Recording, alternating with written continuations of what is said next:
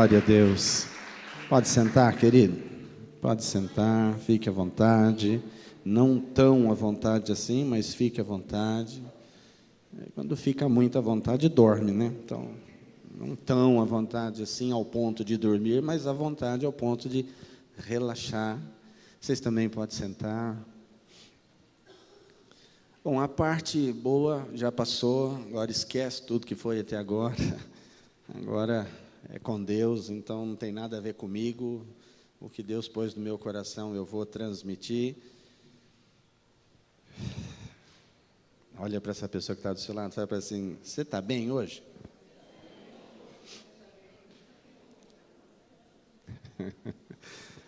Vocês estão bem hoje? Estão bem? Então, vão ficar melhor, amém? Vão ficar melhor. Não acreditaram muito, mas vão ficar melhor. Eu estava meditando naquilo que Deus colocou no meu coração e Ele me deu uma passagem que eu achei ela bem curiosa, sabe? Ele falou assim: isso eu quero que você fale no começo da pregação. Eu falei: uau. E eu falei: mas Deus, isso é meio forte. Ele falou assim: pois é. Não tem nada fraco para a minha igreja, não. A minha igreja, para ser forte, tem que receber coisa forte. Eu queria que você abrisse a sua Bíblia comigo em Eclesiastes. Eclesiastes, capítulo 5. Não tenha pressa de sair lendo. Apenas ache o capítulo 5 e relaxa um pouco. A maioria quer achar e ler, já para saber o que espera. Alô? Espera. Sabe como chama isso? Ansiedade. Calma. Óbvio. Ei, calma. Cada coisa no seu tempo.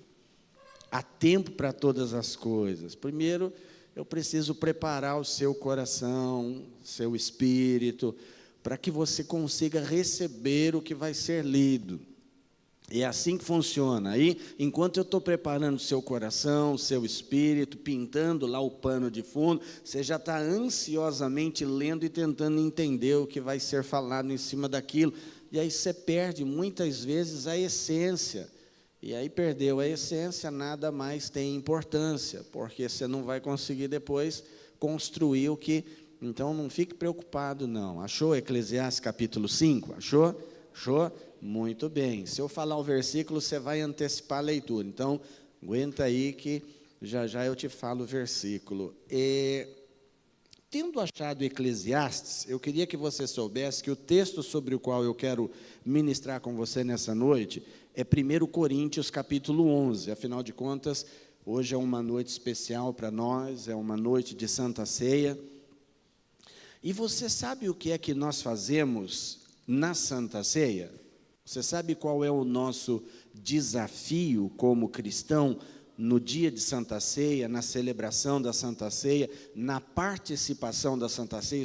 Você sabe o que é que nós fazemos? Ou melhor, o que é que nós deveríamos fazer? Examinar, eu diria, é uma das coisas que nós deveríamos fazer. Está perfeitamente correto, está dentro do contexto. A autoexaminação, ou seja, se autoexaminar é o que nós precisamos fazer. Mas tem algo que nós fazemos nesse momento, que é assumir um compromisso. Toda Santa Ceia nós reassumimos um compromisso. Jesus, ele assumiu um compromisso de nos salvar, e ele literalmente executou o compromisso assumido por ele. Ele realizou a obra da salvação, mas ele nos convida a assumirmos com ele também um compromisso. E é tão interessante porque, para que nós não nos esqueçamos, porque nós temos esse problema. nós nos esquecemos facilmente dos nossos compromissos assumidos, principalmente quando o compromisso que nós assumimos exige algo da nossa parte.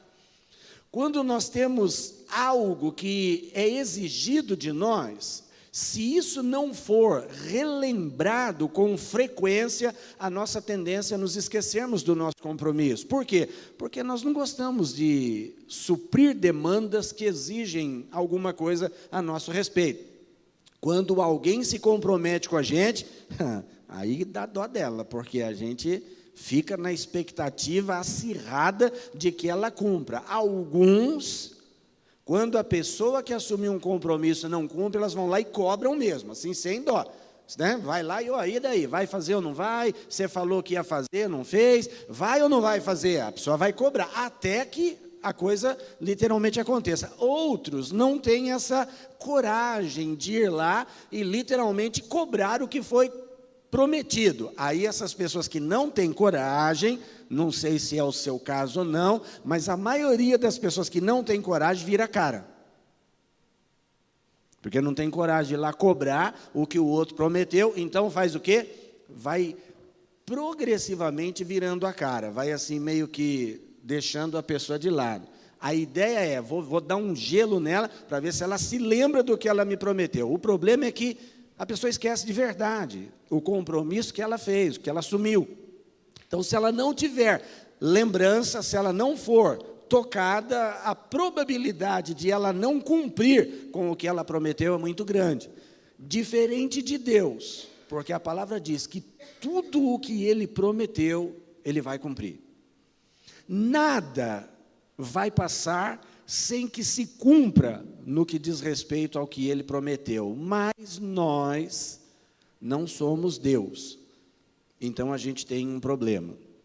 E aí Deus, sabendo do nosso problema, Ele então estabelece um critério dentro do processo de segui-lo, que nos traz à memória frequentemente. O que é isso, pastor? É o serviço da Santa Ceia.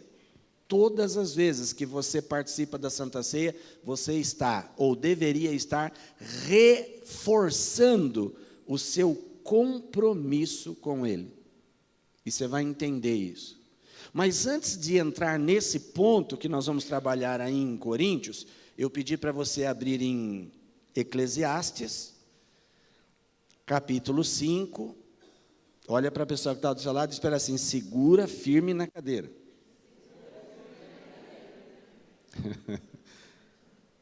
Eu vou ler na nova tradução, na linguagem de hoje.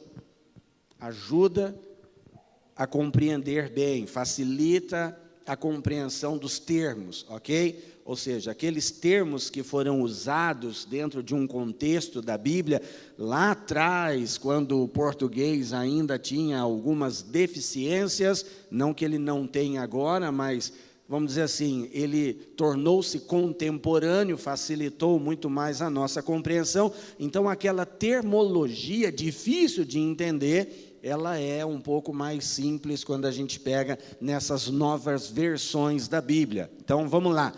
Capítulo 5 de Eclesiastes, versículo 4, vai dizer assim, olha, assim, quando você fizer uma promessa a Deus, uma promessa para quem? Então, vamos lá. Assim, quando você fizer uma promessa a Deus, cumpra logo essa promessa. Ele não gosta de tolos. Uau. Portanto, faça o que prometeu. É melhor não prometer nada do que fazer uma promessa e não cumprir. Não deixe que as suas próprias palavras o façam pecar. Assim, você não terá de dizer ao sacerdote que o que você queria dizer não era bem aquilo, para que Deus, ou melhor, para que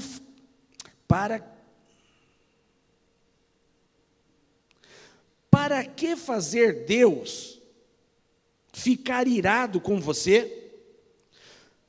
Por que deixar que Ele destrua as coisas que você conseguiu com o seu trabalho, mesmo nos seus muitos sonhos, em todas as suas ilusões e em tudo o que disser, você deve temer a Deus. Eu vou ler de novo, porque é importante que você absorva bem aí. Vou começar do versículo 6. Não deixe que suas próprias palavras o façam pecar.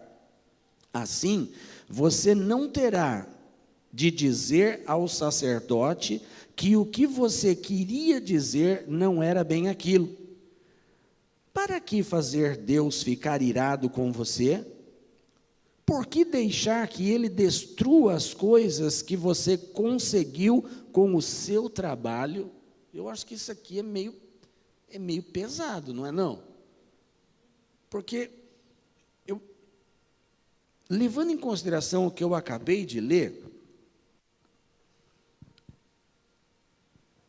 eu posso entender que muito do que nós perdemos ao longo da nossa vida tem mais a ver conosco do que com qualquer outra coisa. A questão é que sempre que a gente perde algo, a gente tenta achar um culpado, sim ou não? Alguma coisa deu ruim, deu errado, você tomou um prejuízo, você ficou numa situação não muito boa, você logo começa a procurar um culpado. Quem é o responsável por esse prejuízo que você está vivendo, que você está passando? E a gente sempre tenta depositar a culpa sobre as pessoas ao nosso redor, porque a gente fica procurando nelas aquilo que elas, por sua vez, fizeram e que trouxe prejuízo para nós. Quando a gente não acha nas pessoas um culpado, a gente então mira em Deus, como se Ele fosse culpado do que está acontecendo com a gente. Mas se você parar para pensar, aqui nesse texto, o escritor de Eclesiastes, no caso Salomão, ele está dizendo que muito do que nós perdemos tem a ver com o fato de nós fazermos alguma coisa para ter o prejuízo. Porque ele está dizendo assim, que quando nós pecamos contra Deus, nós provocamos a ira de Deus e, consequentemente, a punição é, Deus vai tirar alguma coisa daquilo que nós temos conquistado. Mas, pastor, isso daí é Antigo Testamento. De fato é Antigo Testamento. De fato é Antigo Testamento. Mas então, se é Antigo Testamento, não tem nada a ver com a nossa vida, porque nós estamos na graça. Mas a graça também me diz algo muito interessante, está num contexto de livros escritos num ambiente de graça, que diz assim, o pai que ama o seu filho, o que ele faz? O que ele faz? Ele corrige. E qualquer pai sensato entende que em alguns momentos privar o filho de alguma coisa é uma disciplina eficiente, sim ou não? Às vezes, privar o filho de alguma coisa é uma disciplina eficiente. O que a gente tem hoje é uma sociedade de pais que não entendem o processo da disciplina, o propósito da disciplina. Tem pais que não entendem e não trabalham disciplina na vida dos seus filhos. Consequentemente, acabam gerando algo ruim na formação interior dos seus filhos. Isso por quê? Porque não entende. Vamos pensar assim, na disciplina tem processos que são extremamente importantes. Em alguns momentos, a vara é fundamental. Em outros momentos, não é a vara. Em outros momentos, é o diálogo. Em outros momentos, é a privação. Quantos pais já trabalharam isso na vida dos seus filhos? Se você não fizer o que eu estou lhe mandando, você não vai ganhar isso, ou você não vai ter aquilo, ou eu vou tirar isso de você. E aí entende-se que o filho reage por causa daquilo que ele vai perder. Que o filho se posiciona por conta do que está em risco de perda. E é o risco da perda que faz o filho refletir naquilo que o pai, a mãe, no caso, está dando como direção. Tudo bem, nós temos que entender que essa sociedade ela não tem esse entendimento disciplinar. E muitas vezes negligencia e em outras vezes é excessivo demais. O que é erro, tanto de um lado quanto do outro. É errado não disciplinar, e disciplinar excessivamente, com um peso exagerado, também é errado. A disciplina deve ser uma coisa realizada a partir da essência do amor. Porque o amor não é só entregar, o amor muitas vezes vai tirar alguma coisa. Mas a Bíblia diz em Coríntios que o amor tudo suporta, tudo dá, e aquela coisa toda. E não diz que o amor tira, peraí, não diz que tira para o mal. O amor não tira para o mal. O amor quando tira, tira para o bem. Porque tem coisas na nossa vida que não nos faz bem. E uma delas é o que a Bíblia nos apresenta aí, a tolice. A tolice não nos faz bem. E o que for necessário ser tirado da nossa vida, para que não deixemos a tolice frutificar em nós, Deus vai tirar. E aí tem uma coisa que a gente precisa entender. Aqui o escritor de Hebreus fala assim: quando você fizer uma promessa para Deus, e é interessante porque promessa é um ato voluntário. Você não precisa fazer nenhuma promessa para Deus. Deus não está pedindo para você se comprometer de nenhuma forma com Ele. Mas a partir do momento que você assume um compromisso, daí não tem como voltar atrás.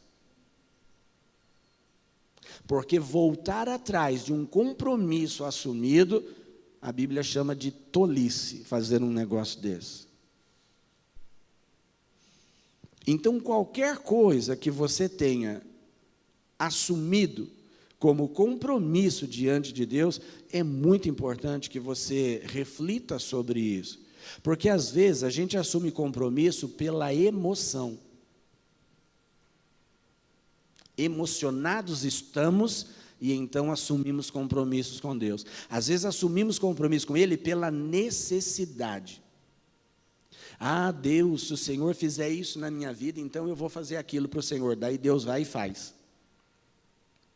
Aí uma vez que a necessidade passou, aí a gente se descompromete por conta própria daquilo que tinha assumido anteriormente.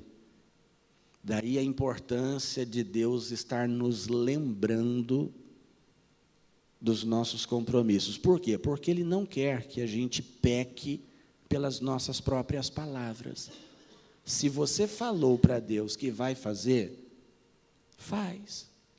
No tempo que for, que couber, faz. Porque às vezes a gente faz promessas para Deus que não dá para cumprir ela já no dia seguinte. É necessário um tempo para cumprir a promessa. E Deus está esperando no tempo o seu posicionamento. Ele está esperando. Só que diferente de nós seres humanos, Deus sabe quando o tempo do cumprimento da sua promessa chega, porque Ele conhece você, a sua história, seu passado, seu presente, seu futuro. Ele te conhece melhor do que você mesmo. Então Ele sabe todas as coisas. Se o momento de cumprir a promessa e você simplesmente negligenciou, não quis cumprir, já passou, Ele sabe de tudo isso. Poxa vida, aqui, daria para você ter cumprido aquilo que você me prometeu, mas você, por alguma razão, decidiu não cumprir, e o tempo está passando, e isso está gerando no seu coração aquela coisinha chamada tolice. A tolice está nascendo no seu coração, e aí assim, se Deus não tratar esse momento em que a tolice começa a nascer, ela se fortalece. Tolice, agora eu vou falar com propriedade. Tolice é que nem erva daninha. Tolice é que nem tiririca. Eu tenho um jardim lá em casa agora, e esse jardim era para ter num determinado espaço só grama, porque eu não acredito que a pessoa que plantou nesse jardim plantou tiririca. Não acredito, porque tiririca não serve para nada, ela só estraga o ambiente. Porque cresce aquele mato desordenado, aquela coisa feia, a grama cresce, vira aquele tapete bonito, aí você vai lá, poda, fica bonito a grama. Mas quando tem a tiririca, daqui a pouco começa a despontar as tiriricas, começa a crescer lá no meio, e literalmente tira a beleza do jardim, a tiririca. E assim, nesse meu jardim, tem tiririca. E o interessante é, você consegue acompanhar o crescimento da tiririca, porque tem um punhadinho de tiririca crescendo aqui, você vai, poda, beleza, cuida do jardim, daqui a pouco você começa a perceber, mas está nascendo tiririca ali. Mas agora tem tiririca aqui. E aí a gente estava perguntando, conversando com as pessoas em relação a essa coisa da tiririca, e as pessoas falaram assim para a gente, se você não cuidar disso, a tiririca vai tomar conta do seu jardim. Porque aonde a tiririca cresce, a raiz dela sufoca a raiz da grama. Isso quer dizer, ela vai tomando o espaço da grama. Daqui a pouco aquilo que foi plantado para ser um jardim vai virar um matagal. Isso por quê? Porque você não cuidou enquanto era pouquinho. Vai deixando a coisa proliferar, ela vai proliferando. E Deus sabe que o nosso coração é um jardim e que de vez em quando brota umas tiririca no nosso coração. O que seria tiririca aí, pastor? Tiririca seria a falta de comprometimento com o que nós mesmos decidimos fazer. Deus, eu vou fazer isso para o Senhor. E o tempo passa e o momento de realizar aquilo chegou, só que você, por alguma razão, decidiu não cumprir o que prometeu, e a vida segue, e o que acontece? Você vai se sentindo bem e não cumprir o que você prometeu para Deus. Isso quer dizer que futuras promessas com falta de cumprimento vão começar a acontecer. Por quê? Porque vai se tornar um hábito na vida do indivíduo, prometer e não cumprir. Porque entre nós, seres humanos, isso já é um hábito. Nós temos hábito de prometer e não cumprir. Quantas promessas você deve ter feito como marido para sua esposa e não cumpriu ainda? Quantas promessas você deve ter feito como esposa para o seu marido e não cumpriu ainda? Quantas promessas você deve ter feito para os seus filhos como pais, e não cumpriram essas promessas ainda? Mas quantas promessas como filhos você deve ter feito aos seus pais e também não cumpriram? Mas vamos lá, quantas promessas você deve ter feito para pessoas com quem você se relaciona no seu dia a dia e você não as cumpriu? Porque não cumprir promessas é comum entre nós, os seres humanos. Mas não cumprir promessas do ponto de vista de Deus, é pecado. Vou repetir, porque talvez você estava distraído, porque bem na hora o bebê deu uma choradinha e talvez a sua atenção se voltou para o bebê. Deixa o bebê chorar, não tem problema. Quer dizer, não é que deixa ele chorar, onde já se viu, que negócio é esse? Mas se o bebê está chorando, não é um problema, porque o pai e a mãe vai cuidar dele da maneira como ele precisa, mas não tem problema isso. Então, pais, por favor, não se constranjam de trazer os seus bebês à igreja e o bebê chorar. Deixa o bebê chorar na igreja. É melhor chorar na igreja do que chorar no mundo. Porque quando chora na igreja, tem como você suprir a necessidade, mas quando chora no mundo, nem pai nem mãe vê. Já viu aquele ditado? É onde o filho chora e o pai não vê? A mãe não vê? O mundo é o lugar onde os filhos vão chorar e os pais não vão ver. E quando ver, pode ser tarde demais. Porque daí quem vai chorar é pai e mãe. Então o lugar de literalmente educar os filhos é na igreja. Ainda que eles chorem na igreja, mas é na igreja o lugar de educar os filhos. Mas quando eu estava falando, o bebê chorou. E algumas pessoas perderam um pouco o fio da meada. Mas deixa eu dizer para você. O que eu ia dizer mesmo?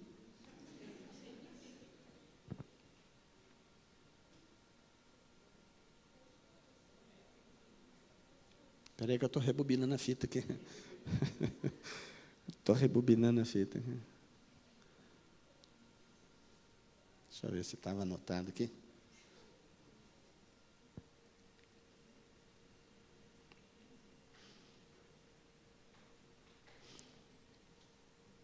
Quando você... Bom, vamos lá, eu vou chegar lá.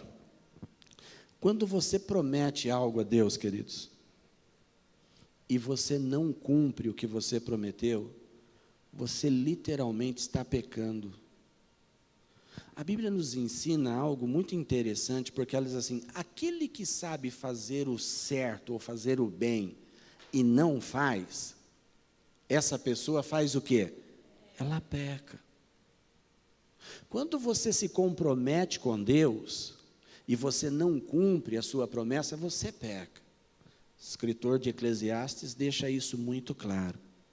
Então é importante a gente prestar atenção naquilo em que a gente tem se comprometido. Então a melhor coisa, pastor, é não se comprometer. Queridos, sem comprometer-se com Deus, você não tem vida com Ele. E vou te dizer por quê. Porque a vida que Ele quer ter com você, ou que Ele tem com você, é resultado de um comprometimento intenso da parte dEle.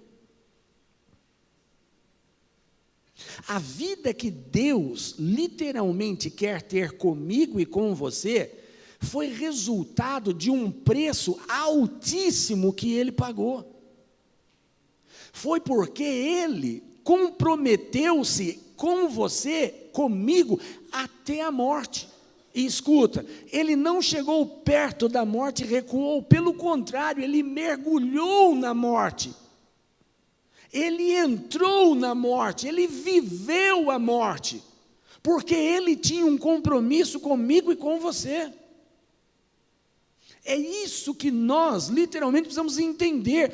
Para termos uma vida com Ele, é necessário que também tenhamos compromissos. Não dá para ter uma vida com Deus, escuta, sem compromisso, porque uma vida sem compromisso é uma vida rasa, é uma vida superficial. E é interessante porque o escritor aqui de Eclesiastes, ele vai dizer no versículo 7 assim: mesmo nos seus muitos sonhos e em todas as suas ilusões, e em tudo o que disser, você deve temer ao Senhor. Sabe, até naqueles momentos que você dá aquela divagada tola, que você pensa umas bobeiras, até nesses momentos, o escritor de Hebreus está dando um conselho, diz assim, ó, até nesses momentos você deve temer ao Senhor, toma cuidado. Porque às vezes é nesses momentos que a gente dá essas divagadas, que a gente literalmente fala coisas para Deus e depois a gente não leva a sério essas coisas. E às vezes a gente fala essas coisas na presença de pessoas, como é o caso do escritor, está dizendo aí, depois você vai ter que dizer para o sacerdote que não era bem assim que você estava querendo dizer, mas espera aí, foi exatamente isso que você disse. Se você pular na sua Bíblia aí, né, vai lá para Coríntios, vai lá comigo, Coríntios capítulo 11.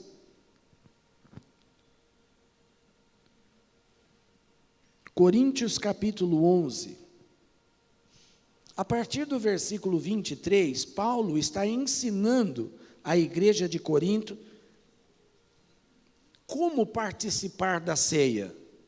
Ele recebeu as instruções de Jesus e agora ele vai compartilhar com a igreja o que ele recebeu. Vou ler o versículo 23, 24 e 25, só para contextualizar. Vai dizer assim: porque eu recebi do Senhor o que também vos ensinei, que o Senhor Jesus, na noite em que foi traído, tomou o pão, e tendo dado graças, o partiu e disse: tomai e comei, isto é o meu corpo que é partido por vós, fazei isso em memória de mim. Semelhantemente, também, depois de cear, tomou o cálice, dizendo: este cálice é o novo testamento no meu sangue, fazei isso todas as vezes que beberdes em memória de mim. Agora a gente chega no versículo 26, e aí do versículo 26 até o versículo 32, ele vai dizer algumas coisas que são extremamente importantes para a gente, porque começa dizendo assim: porque todas as vezes que comerdes este pão e beberdes este cálice, anunciais a morte do Senhor até que venha.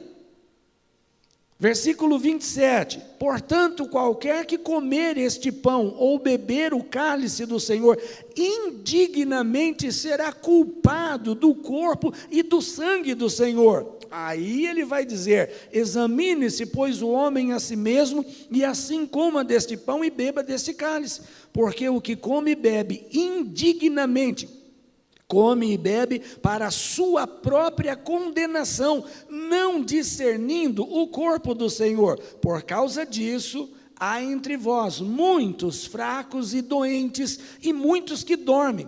Porque se nós nos julgássemos a nós mesmos, não seríamos julgados, mas quando somos julgados, somos repreendidos pelo Senhor, para não sermos condenados com o mundo. Você percebe que até nesse ponto, Deus está trabalhando para ajudar você.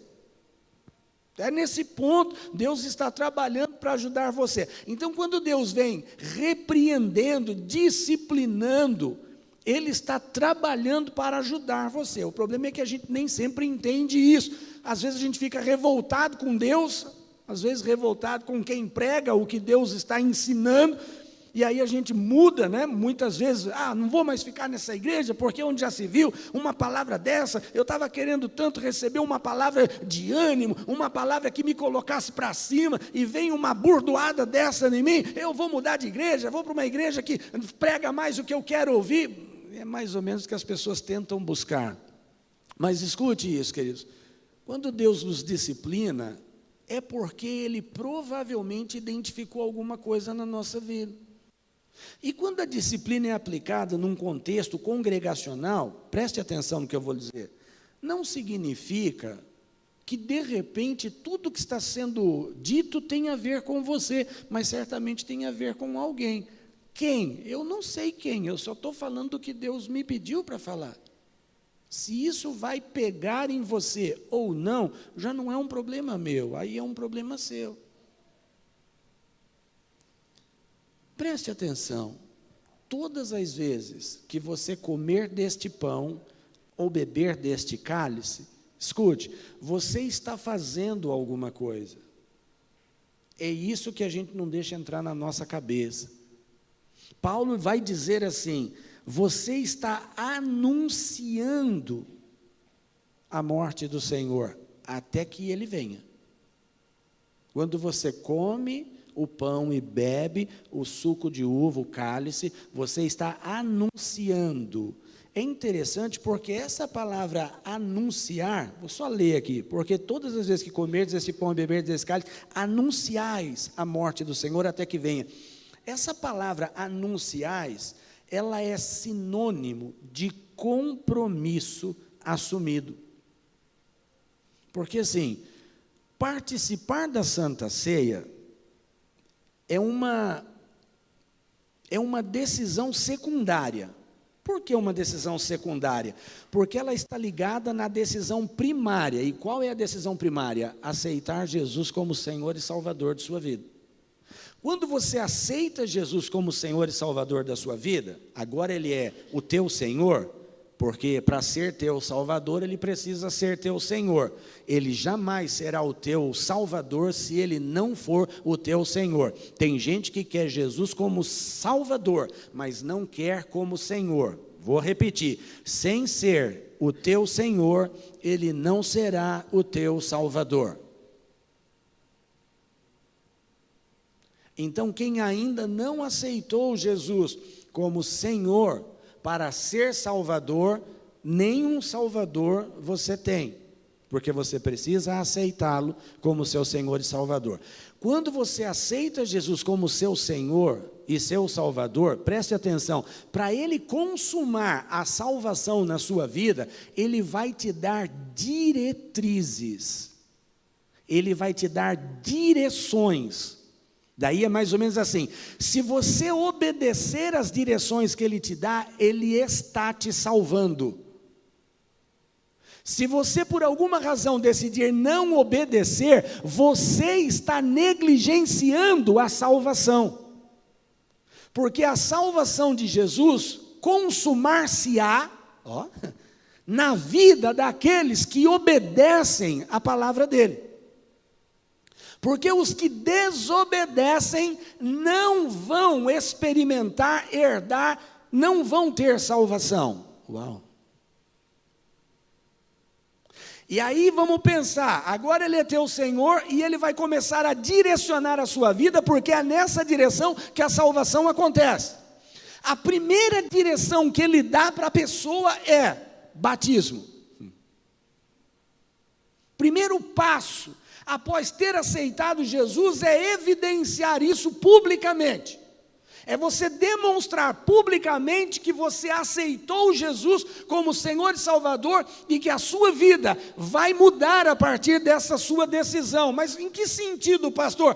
Antes você vivia uma vida desregrada. Não, eu nunca vivi uma vida desregrada. Eu sempre procurei viver uma vida certa. Se a sua vida certa não é fruto do que Deus diz, então é um mero acaso educacional familiar.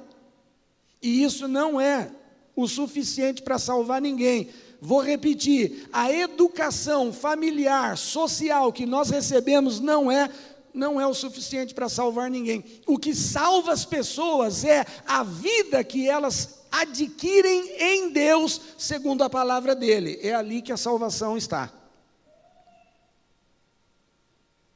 Então, se eu apenas sou uma pessoa boa, porque os meus pais me ensinaram a ser uma pessoa boa, isso não garante a minha salvação. Ai, pastor, mas eu nunca roubei, nunca matei, eu nunca fiz isso, nunca fiz aquilo outro. Mas como fruto do quê? Da sua moral? Da sua ética moral? A Bíblia diz que a justiça do homem, aos olhos de Deus, é como um trapo de imundícia. Aí eu te pergunto, para que serve um trapo de imundícia? E antes que você me responda, eu vou dizer para você o que é um trapo de imundícia. Em muitos aspectos, dentre estes, um dos aspectos que define um trapo de imundícia era aquele pano que se enrolava na ferida da lepra. Você sabe que a lepra é literalmente a decomposição da célula, a morte da célula. Então aquela parte do corpo que estava morrendo e se tornando purulenta por causa da morte, enrolava-se um pano para não se sentar moscas, a fim de que as moscas não produzissem as larvas ali. Então enrolava-se isso. Só que pelo fato de a lepra ser evolutiva e a pele estar morrendo, chega um momento que o pano ele encharca de tanta secreção daquela pele, e é necessário trocar, porque ele está chamando mosca agora. Então tira-se esse pano para substituir. Esse pano tirado é que era chamado de trapo de imundícia. Aí vem Deus e diz, a justiça do homem, o melhor que o homem pode fazer, é como um trapo de imundícia, ou seja, o homem por si só, escute isso, o homem por si só, ele não pode muita coisa não. A tendência natural do ser humano é declinar para o mal. É a tendência natural do ser humano. Por exemplo, você já me ouviu falar muitas vezes isso, mas é sempre bom a gente reforçar. Quanto tempo para formar uma pessoa, para que ela seja... pensar aí, um advogado, um médico, bom, cada faculdade tem lá o seu tempo específico, né? Mas vamos pensar em uma formação básica, a mais simples que a gente pode identificar aí, vamos pensar aí um contador, contabilidade, quantos anos para formar um contador? 4 anos de estudo numa faculdade, 4 anos, e isso depois de toda a formação acadêmica, até o 3º ano lá né? Aí depois mais 4 anos de faculdade, você vai ter um contador. Aí se você soma lá o tempo de escola, quanto tempo de escola? Da primeira série, na minha época era a primeira série, enfim, da primeira série ao 3º ano, quanto tempo? Quantos anos de estudo? Se não repetir nenhum ano. Quanto? Quanto tempo? Me ajuda, 12 anos. Aí você soma 12 mais 4. Quantos anos você precisa? No mínimo, para formar um profissional da área contábil, você precisa de 16 anos. Depois é óbvio que tem as especializações, onde ele vai ter que... Mas você vai precisar de no mínimo 16 anos. Tá, vamos lá. Quanto tempo para formar um delinquente?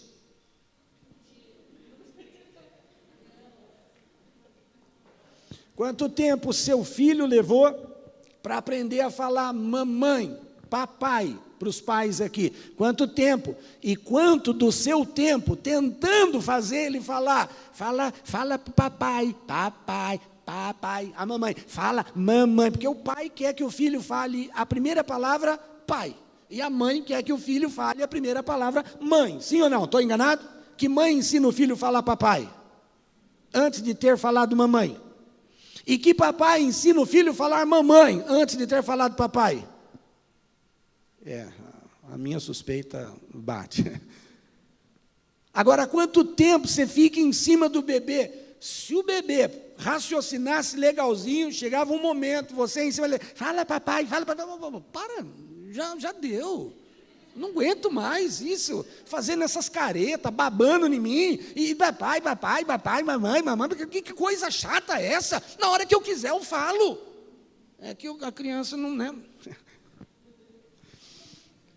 Quanto tempo você fica em cima da criança? Agora, eu te pergunto, quanto tempo você gasta ensinando seu filho a falar um palavrão?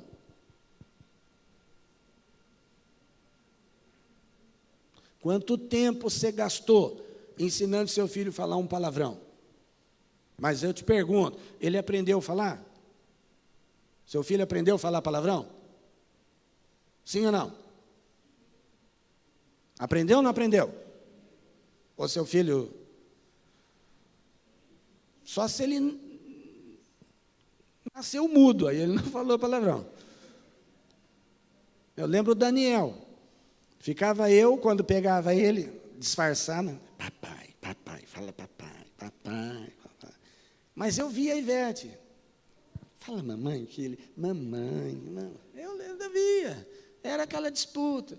Chegou um dia que ele estava lá balbuciando algumas palavras, né? Estava começando a aprender a falar algumas palavras, ele vem e me solta um palavrão.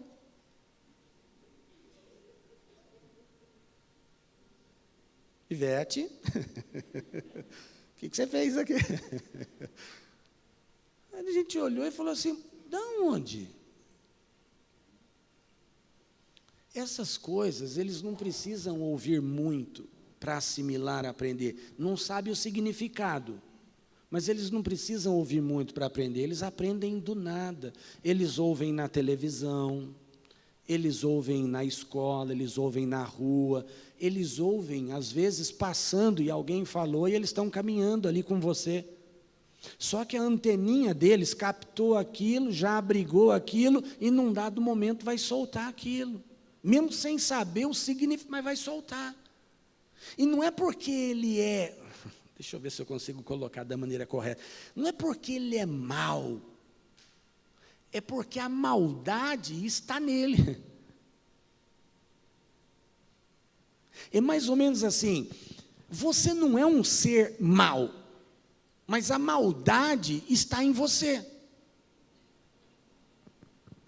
Nós não fomos criados por Deus com uma natureza ruim, preste atenção, mas essa natureza ruim foi semeada em nós. E quando essa natureza ruim foi semeada em nós, agora ela, que nem tiririca, ela nasce, ela brota. Ela está aí, então ela vai frutificar. Então as pessoas, muitas vezes, elas proliferam, elas frutificam coisas que elas não deveriam, porque a natureza que está presente nela, que não deveria existir, que está presente nelas, faz frutificar essas coisas dentro dela. E aí Deus, preste atenção, com a intenção de nos corrigir quanto a isso, porque quando a erva daninha está crescendo lá em casa, o que eu tenho que fazer? Eu tenho que pegar a maquininha de podar e literalmente meter a poda nela. Porque se eu não podar, cresce. E aí a gente tem descoberto que tem um veneno, olha que coisa interessante, tem um veneno que você aplica no gramado e ele só mata a erva daninha. Você joga, borrifa lá o veneno no gramado, ele só atinge a erva daninha, e é interessante porque a gente também tem esse veneno, que só mata a erva daninha no coração da gente, mas a gente não quer usar. Porque quando você aplica a palavra, escuta, qual é a finalidade da palavra de Deus na nossa vida? Matar aquilo que é resultado de pecado em nós. A palavra de Deus, quando a gente deixa ela entrar na nossa vida, ela literalmente vai matar a erva daninha. Ela vai matar a tiririca. Traduzindo isso, né? Ela vai matar o que é pecado na nossa vida. O problema é que a gente rejeita. Se o gramado pudesse rejeitar o que é jogado nele, eu diria assim, a erva daninha não aceitaria isso. Se o gramado pudesse interagir com o dono, ele ia tentar convencer o dono que jogar veneno nele não seria bom, não seria saudável. Assim, o pecado em nós tenta nos convencer que jogar ou absorver a palavra de Deus não é sensato, não é saudável. Isso aí é trabalho de bitolados. Você não precisa da palavra de Deus para viver o melhor na sua vida. Você não precisa da palavra de Deus. Você não precisa desses conceitos. Hoje é dito assim, você não precisa desses preconceitos. Na verdade, hoje a palavra de Deus se torna um preconceito dentro da sociedade.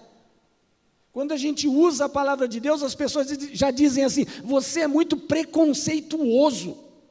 Quando você, pela palavra de Deus, aponta o pecado, as pessoas dizem assim, você está dizendo isso porque você é preconceituoso. A verdade hoje é um preconceito, e a mentira é o perfeito conceito que a sociedade carrega. Assim nós, muitas vezes, dentro da nossa humanidade, nós rejeitamos a palavra de Deus porque a erva daninha já está crescendo em nós, a gente já acha que a verdade é um preconceito. Onde já se viu, está falando mal disso, está falando mal daquilo. Queridos, não é uma questão de falar mal, é uma questão de definir o que é bom e o que é ruim. E a única fonte que pode definir perfeitamente o que é bom e o que é ruim é a palavra de Deus. É ela que sabe me dizer o que é certo e o que é errado. É a palavra de Deus que sabe me dizer o que é bom e o que é ruim. É ela que sabe me dizer. Porque não são as pessoas dentro da sua natureza comprometida, porque volto a dizer, Deus não criou o ser humano ruim, mas a ruindade entrou no ser humano. Quando Deus criou o ser humano, a natureza do ser humano era perfeita. Mas quando o pecado se manifestou, a perfeição se tornou em imperfeição dentro do ser humano. Aquela imagem e semelhança que o ser humano carregava de Deus, ela foi maculada, ela se tornou contaminada, ela se tornou má.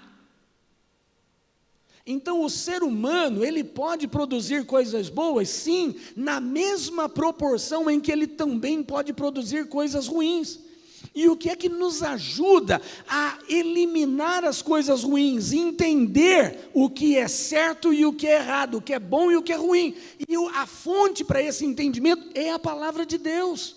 Então, quando eu absorvo a palavra de Deus, ela vai apontar em mim o que é ruim. E se eu deixar, ela vai me ajudar a colocar para fora o que é ruim. Agora, eu posso, de repente, não deixar que o ruim saia de dentro de mim.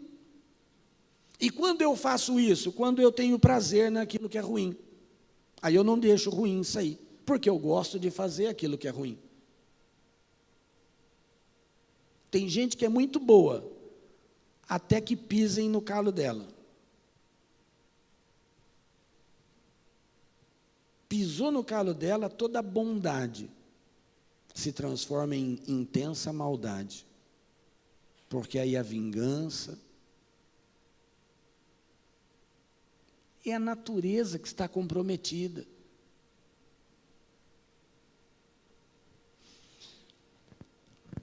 Mas escuta isso. Quando nós aceitamos a Jesus, nós assumimos com Ele um compromisso. No ato da nossa confissão. Jesus, eu te aceito como meu Senhor e meu Salvador. Eu estou assumindo um compromisso de me posicionar debaixo do senhorio dele. Agora escuta, se ele é o meu Senhor, então eu sou o quê dele? Qual é o relacionamento que existe entre Senhor e qualquer outra pessoa que esteja abaixo desse Senhor? O que seriam essas pessoas que estão debaixo de um Senhor? Elas são o quê? Servos, submissos, em outras palavras, poderíamos até dizer de um jeito mais escravos, sim ou não? São escravos. A própria Bíblia diz que aquele a quem você se submete como servo, você se torna escravo disso por causa do serviço que você presta a isso. Quando nós nos submetemos ao pecado, para obedecer o pecado se torna senhor da nossa vida. E nós nos tornamos escravos do pecado. Quando nós aceitamos a Jesus, nós assumimos um compromisso de nos submetermos a Ele. Só que no dia a dia, após esta decisão, a gente nem sempre corresponde a esse compromisso assumido. Porque se Ele é o meu Senhor, quais são os meus direitos?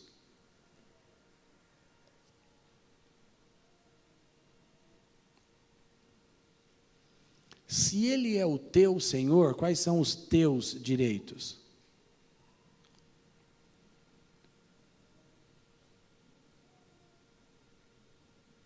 Mas no dia a dia, a gente faz o que a gente quer, sem sequer dar a Ele atenção. O que o Senhor quer de mim, Jesus? O que o Senhor espera de mim, Jesus? A gente nem sempre está focado nisso. Quando Paulo diz que quando nós comemos o pão e bebemos o cálice, nós estamos anunciando, ele está dizendo que nós literalmente temos um compromisso.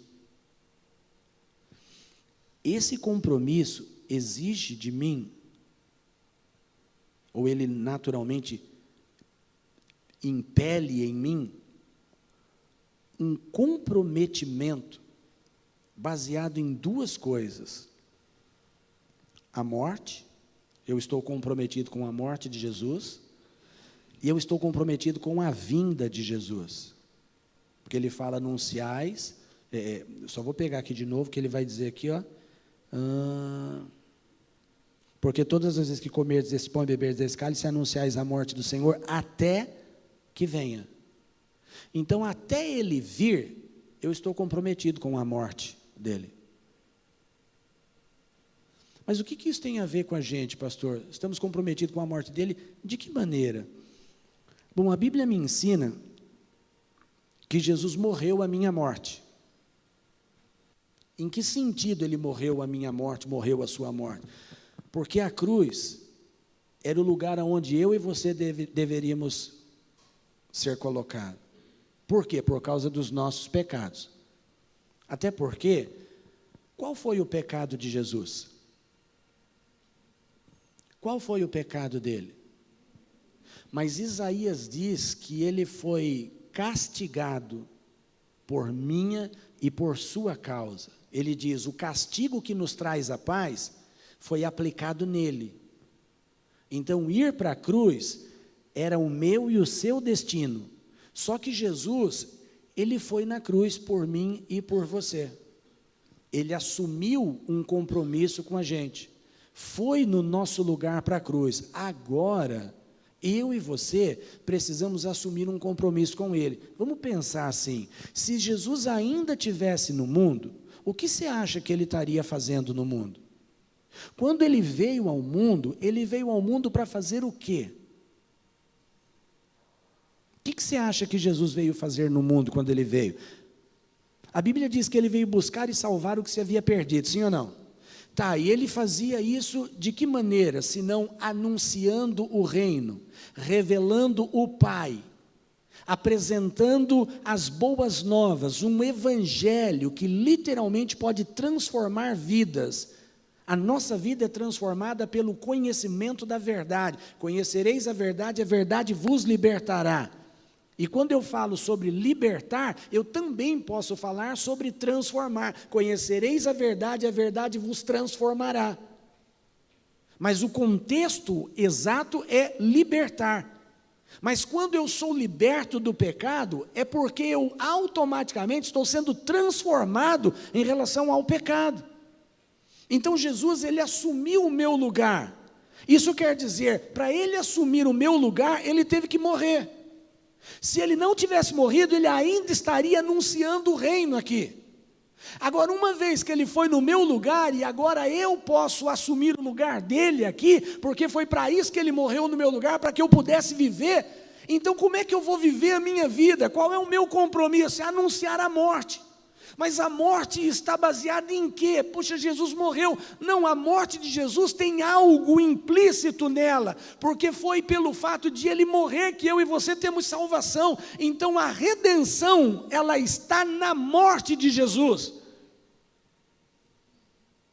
Então o meu e o seu compromisso hoje com ele é anunciar a redenção. Escuta, Jesus pode salvar você, Jesus pode curar você, Jesus pode transformar você, Jesus pode fazer, por quê? Porque ele pagou o preço, ele entregou a vida dele para isso.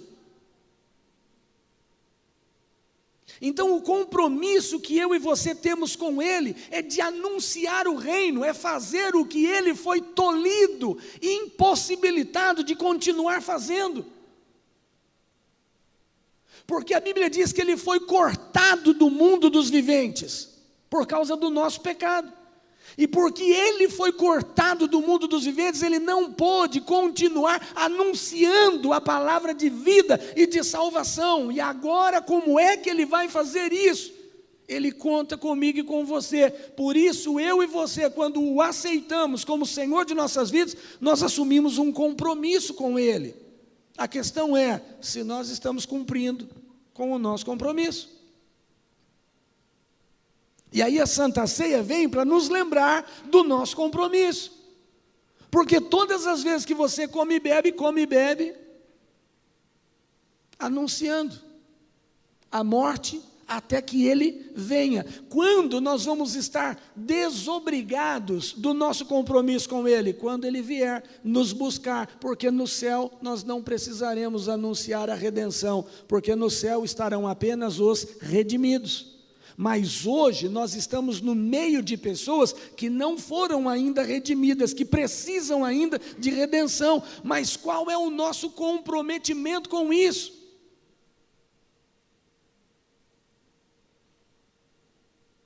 Olha para a pessoa que está do seu lado, fala para você, está entendendo isso aí?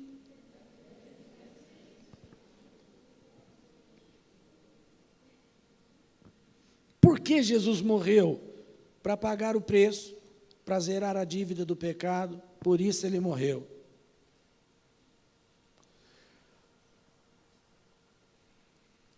Por que Jesus voltará? Para separar os bons dos ruins. Por que Jesus voltará? Separar os bons dos ruins. Tá, e como é que a gente define bom e ruim? Bons, obedientes. Ruins, desobedientes. Diz assim comigo: bons são aqueles que obedecem a Deus. Ruins, os que desobedecem. Eu posso dizer que bons são aqueles que têm um compromisso com Ele. E ruins são aqueles que não assumem compromisso com Deus. Quando nós tomamos a Santa Ceia, nós temos que recordar o nosso compromisso assumido com Ele. Mas a Bíblia fala sobre algo interessante, porque ela fala que aquele que come e bebe indignamente, diz assim, indignamente. O que seria indignamente nesse contexto? Eu diria que comer e beber indignamente tem a ver com aqueles que literalmente agem com desonestidade. Indignos são os desonestos. E como seria, pastor, uma pessoa indigna ou uma pessoa desonesta? É aquela que diz uma coisa, mas faz outra. É aquele que assume um compromisso, mas não cumpre. Aí o escritor vai resumir dizendo assim: por causa disso, por causa da desonestidade, por causa do fato de assumir compromisso e não cumprir, há entre vocês fracos, doentes e muitos que dormem. Professor, eu estou com sono mesmo, mas não é esse dormir não, querido. O dormir aqui é no âmbito espiritual. Lázaro estava morto e Jesus disse: Lázaro dorme. Para deixar claro para os discípulos, ele fala: ele morreu, vocês não estão entendendo. Só que o contexto de morte também é visto dessa mesma forma. Existem os que dormem em Deus e os que dormem sem Deus. Quem são os que dormem em Deus? São os que têm compromisso e que literalmente cumprem o compromisso. E os que morrem sem Deus, os que dormem sem Deus, são os que não cumprem o compromisso que fazem. São os desonestos. Agora presta atenção no que eu vou dizer. Há muitos dentro da igreja que tomam a ceia com desonestidade no coração. E como seria isso para a gente entender melhor, pastor? São aquelas pessoas que vivem uma prática de pecado, para tomar a ceia pedem perdão e logo em seguida voltam a fazer o mesmo pecado, porque é um hábito na vida. Não são honestas para dizer para Deus: me perdoa, porque a força do perdão está no arrependimento. Sem o arrependimento não tem perdão. E o arrependimento é o que leva a uma mudança de comportamento. Então, se eu estou pedindo perdão por alguma coisa que eu fiz, tem que ser porque eu estou arrependido. E se eu estou de verdade arrependido, vai haver em mim um esforço para abandonar aquela prática. E quando eu peço perdão e não me esforço para abandonar a prática, é ali que está a desonestidade.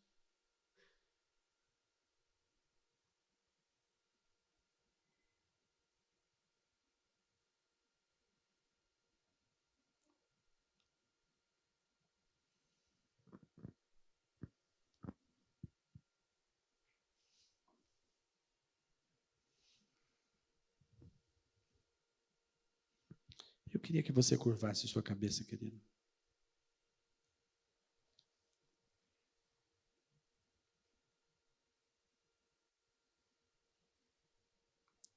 Eu queria que você olhasse para dentro de você.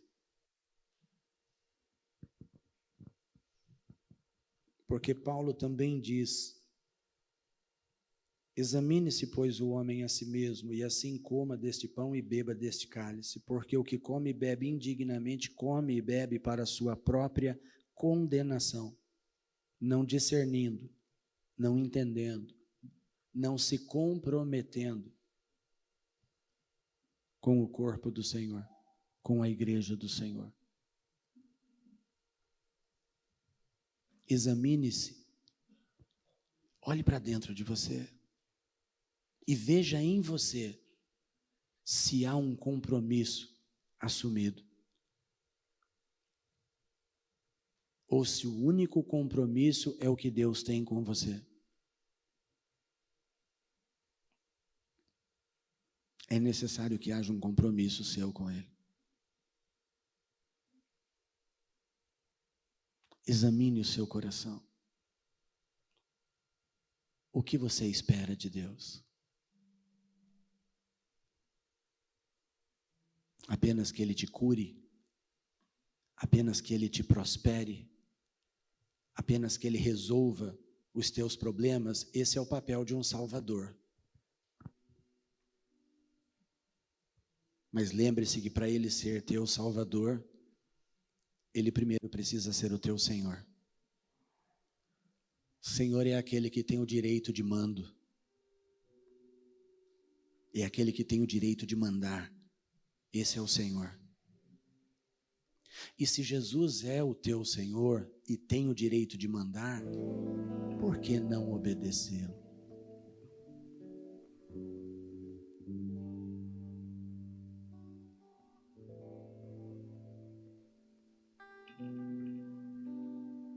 Certa vez Jesus disse para algumas pessoas: por que vocês me chamam de Senhor, Senhor, mas vocês não fazem o que eu mando?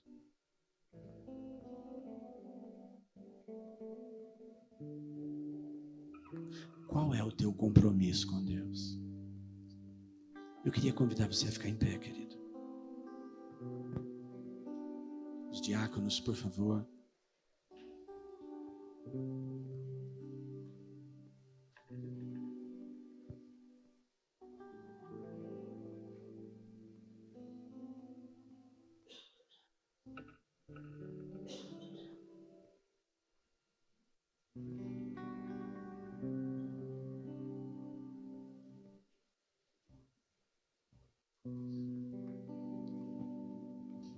Examine-se, pois, a si mesmo.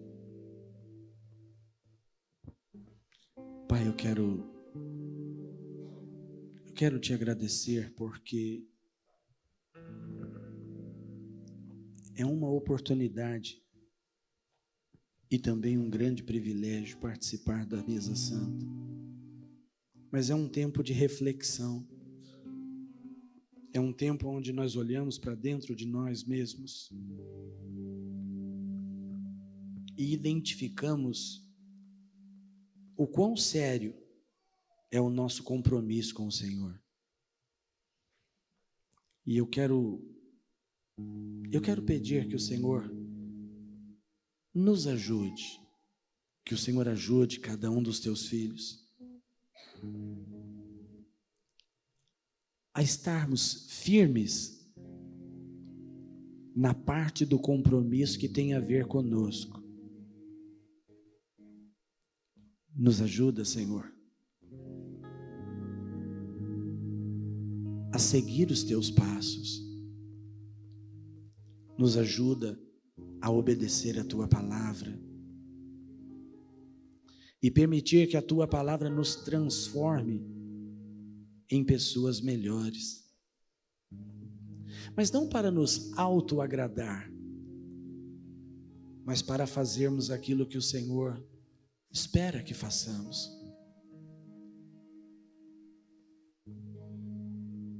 Nos abençoa, Senhor. Te louvamos pelos elementos da ceia, os quais vamos comer e beber dele. Pedimos que o Senhor derrame graça.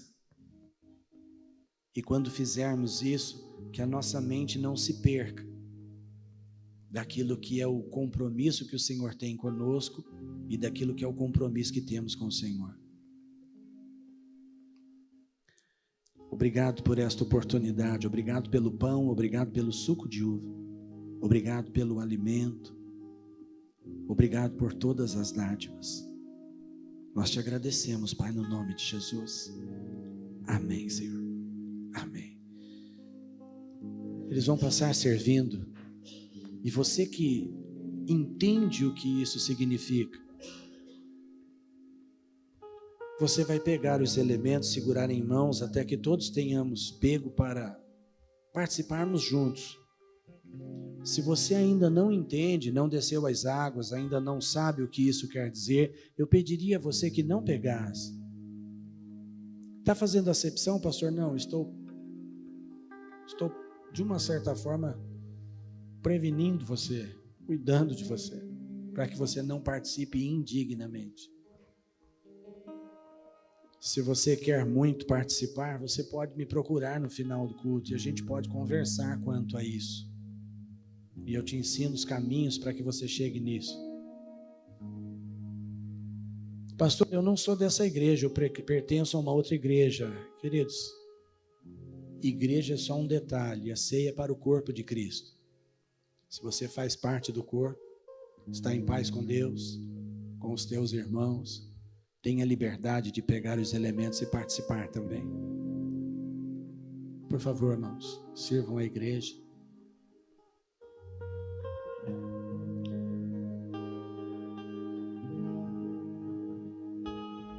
Teu sangue leva-me além, a todas as alturas, onde ouço a tua voz, fala de tua justiça pela minha vida.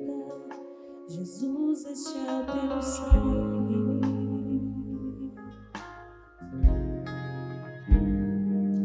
Tua cruz mostra tua graça, fala do amor do Pai, que prepara para nós um caminho para Ele, onde posso me achegar somente pelo sangue.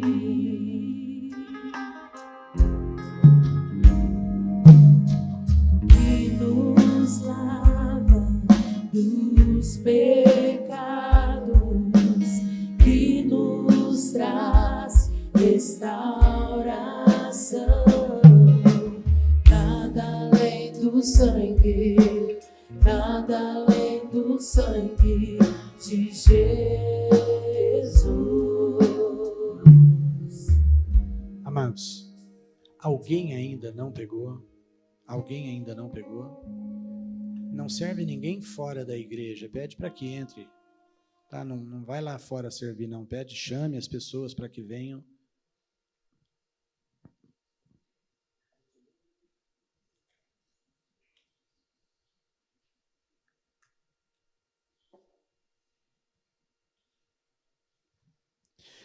O apóstolo Paulo, ele dá a diretriz aqui, ele diz, capítulo 11, versículo 23, da primeira carta aos Coríntios, e ele vai dizer assim: porque eu recebi do Senhor o que também vos ensinei, que o Senhor Jesus, na noite em que foi traído, tomou o pão, e tendo dado graças, o partiu e disse: tomai e comei, isto é o meu corpo que é partido por vós, fazei isso em memória de mim. Também façamos, comamos juntos desse pão.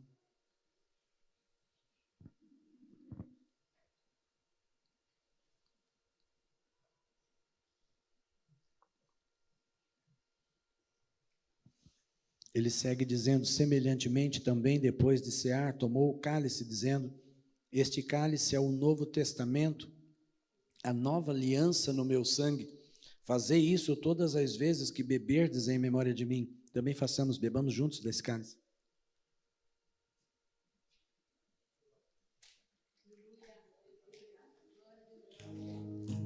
Lembre-se que em toda aliança tem um compromisso assumido.